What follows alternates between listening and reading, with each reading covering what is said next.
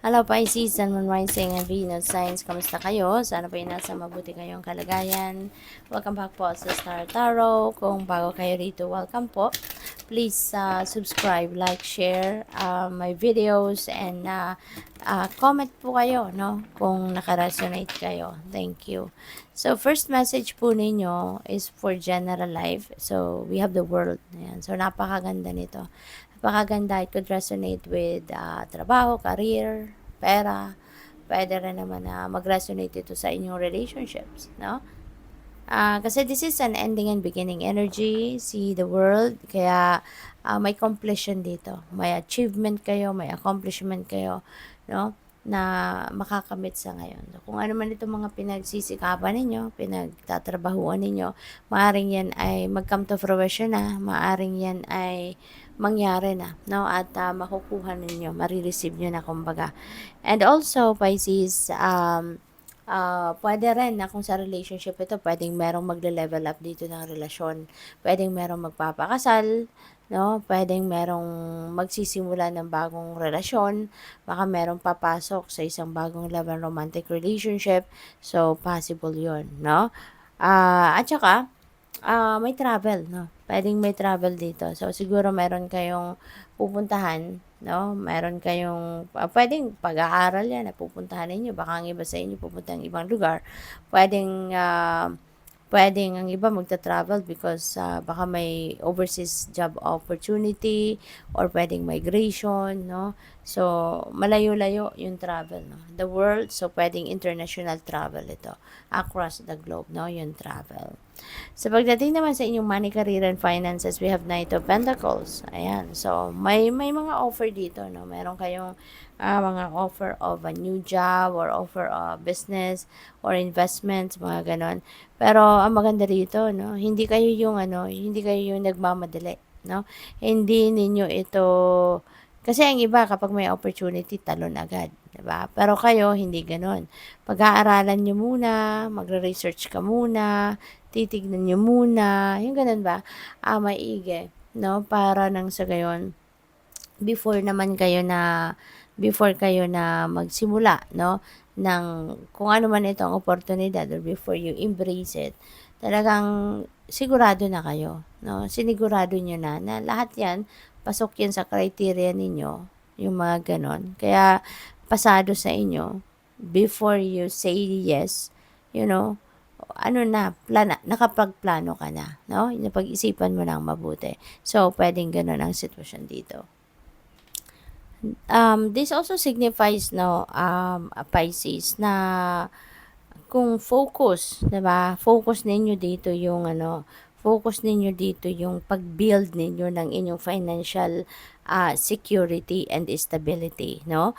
At ginagawa ninyo 'yan ng slowly and surely, 'di ba? Hindi kayo yung nagmamadali, hindi kayo yung nagra-rush ng desisyon, hindi kayo gano'n, no? Pinagpaplanuhan talaga ninyo, pinaghahandaan, and you are moving cautiously for everything that you do. Kaya sigurado, no, sigurado na yung financial goals ninyo, yung mga plano ninyo talaga, no, ang idea ninyo na kung anong klase, no, yung gagawin ninyong pamamaraan, ano, sa pag-iipon, sa paghahanda para sa future, yan ay talagang pinag-aralan ninyo. At kumbaga, siguro ano na yan, konkreto, no? Konkreto ang idea, no? At yan ay ginagawa ninyo diligently at talagang sinisiguro ninyo, no, na nasa tama, no, yung ginagawa ninyo. So, good luck. Pagdating sa inyong relationships, meron tayong Eight of Pentacles. Ayan. So, ang sipag, no, ni Eight of Pentacles. To perfection, no, kung gawan ninyo ang mga bagay. Sa pagdating sa relasyon ninyo, sinisiguro ninyo, no, na magiging maayos ang lahat. Sinisiguro ninyo na talagang maging maging maganda ang inyong relasyon, maging maganda ang samahan, harmonious, peaceful yung inyong relationship. You are making sure na yung pundasyon, ano, ng inyong relationship is talagang nandiyan, malakas, no? Sinisikap ninyo mag-build ng strong foundation talaga, no? Pinagsisikapan ninyo yan, nag-e-effort talaga kayo, dedicated talaga kayo na maging malakas, no? Maging masaya lagi, maging malakas at maging harmonious ang inyong relationships. And both of you, no? Ikaw, pati yung person mo, nagtutulungan, yun ang maganda. Kasi parehas kayo nag-e-effort para na maging matibay, no?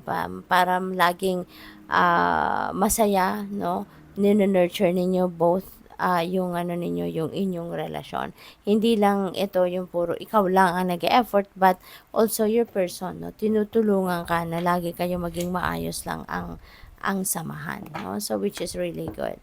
So tingnan natin ano pa pang mga mensahe. And before that, I would like to say thank you for subscribing to my channel. Thank you then for not skipping the ads and for sending me donation through Super Thanks. Maraming salamat for your generosity. And bukas na din po, no, yung channel natin for memberships. Kaya kung sino man sa inyo po ang interesado, magpa-member na po kayo. Thank you. So we have Magical Crystal Cave. Ayan, sabi dito, switch on your inner light. Okay? Bring forward your gifts. Ayan. So, siguro ngayon, kailangan mo nang gisingin or kailangan mo nang ilabas, no? Ipakita, i-share sa iba yung inyong mga spiritual gifts. Kasi, yung mission ninyo sa ngayon ay eto na. No? Ito na yung inyong mission sa ngayon that you are going to bring forward, you are going to bring forward your gifts to help other people, to touch other people's lives. Gagamitin mo yung mga gifts mo yan to inspire other people. 'Di ba? Matulungan ninyo na magkaroon din ng liwanag ang buhay nila or mahanap din nila yung sarili nilang liwanag, no?